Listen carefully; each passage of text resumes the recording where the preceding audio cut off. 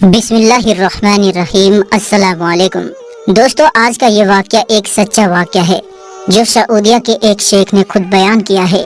شیخ عباد کہتے ہیں کہ ایک آدمی نے مجھے کال کیا کہ کیا آپ ہمارے گھر آ کر ایک میت کو غسل دے سکتے ہیں۔ شیخ نے جواب دیا ٹھیک ہے۔ شیخ صاحب اس جگہ پر چلے گئے۔ شیخ عباد کہتے ہیں کہ جب میں گیا تو وہ کوئی گھر نہیں تھا بلکہ ایک قلعہ تھا، ایک بہت بڑا قلعہ۔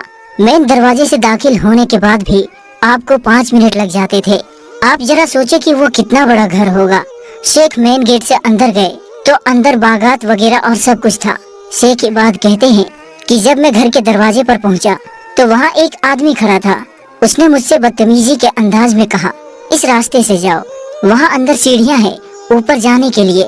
شیخ عباد تقریباً 60 سال کے بزرگ تھے۔ شیخ نے اس کی جانب دیکھا اور کہا میں جا رہا ہوں۔ اس نے پھر سے کہا کہ آپ خود چلے جائیں گے یا میں کسی نوکر کو بلواؤں جو آپ کو لے کر جائے۔ شیخ عباد کو ایسا لگا جیسے یہ وہی شخص ہے جس نے ان کو فون کر کے بلایا ہے، لہٰذا انہوں نے کہا میں خود چلا جاؤں گا، مجھے کسی کی ضرورت نہیں۔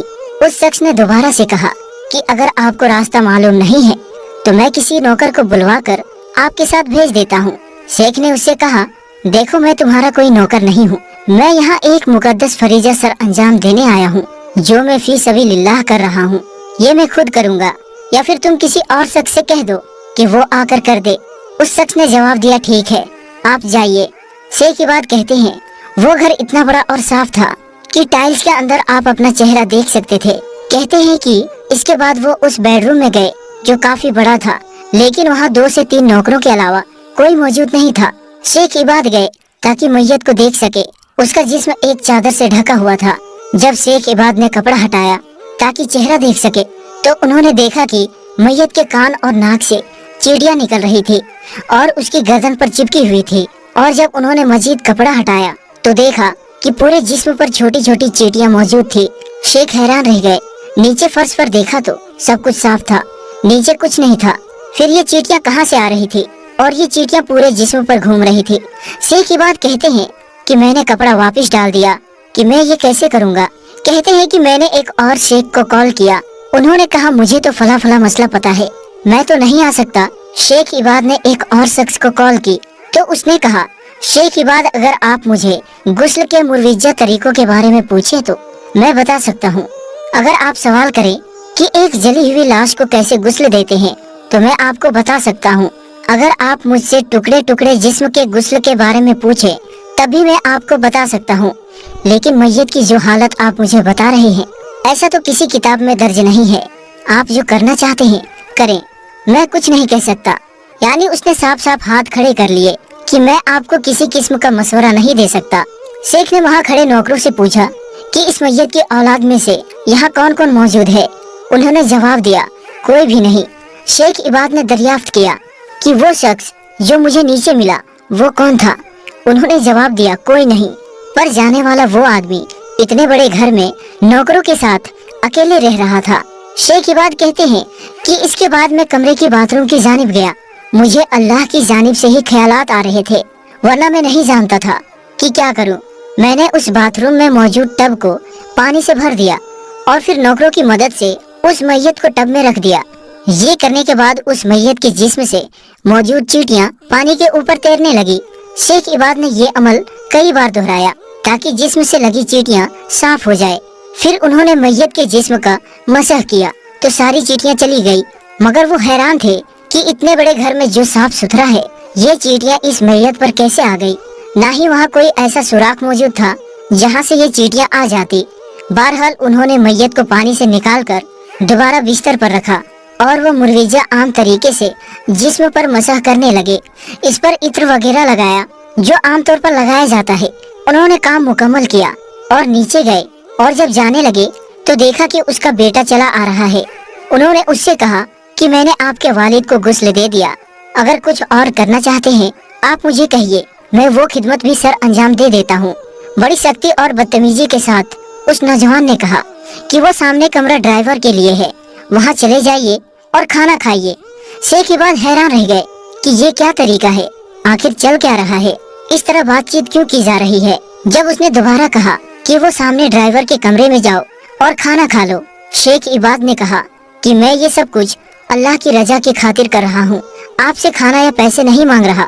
شیخ عباد اس گھر سے نکل کر باہر روڈ پر کھڑے ہو گئے، کیونکہ جو ڈرائیور انہیں وہاں پر لے کر آیا تھا وہ اسی شخص کا ملازم تھا، اور شیخ نہیں چاہتے تھے کہ وہ اس شخص سے مزید کوئی مدد لے۔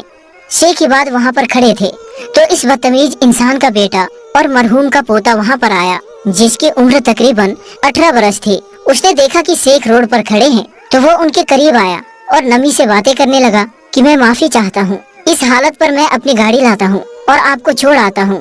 شیخ عباد کہتے ہیں کہ میرے منع کرنے کے باوجود وہ اپنی گاڑی لے آیا اور انہیں اپنی گاڑی کے اندر بٹھا لیا۔ عموماً انسانوں کی یہ عادت ہوتی ہے کہ جب وہ کچھ اچھا یا برا دیکھتے ہیں تو یہ جاننے کی کوشش کرتے ہیں کہ آخر اس کے پیچھے کی کیا وجوہات ہو سکتی ہے۔ چنانچہ شیخ عباد نے یہ جاننا چاہا کہ آخر یہ آدمی ایسا کیا کرتا تھا کہ اس کے ساتھ مرنے کے بعد بھی یہ سلوک ہو رہا ہے۔ شیخ عباد نے اس لڑکے سے کہا، سنو بیٹے، یہ شخص کون تھا جسے میں نے غسل دیا؟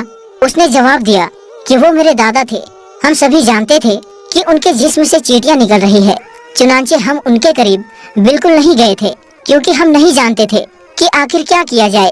شیخ عباد نے اس سے پوچھا کہ تمہارے یہ محروم دادا زندگی میں کیا کرتے تھے؟ کچھ لمحے خاموش رہنے کے بعد اس نوجوان نے کہا کہ شیخ، میرے محروم دادا اپنی زندگی میں اپنی والدہ کے اوپر ہاتھ اٹھایا کرتے تھے، کسی کی بھی عزت کیے بغیر وہ اپنی ماں پر تشدد کیا کرتے تھے۔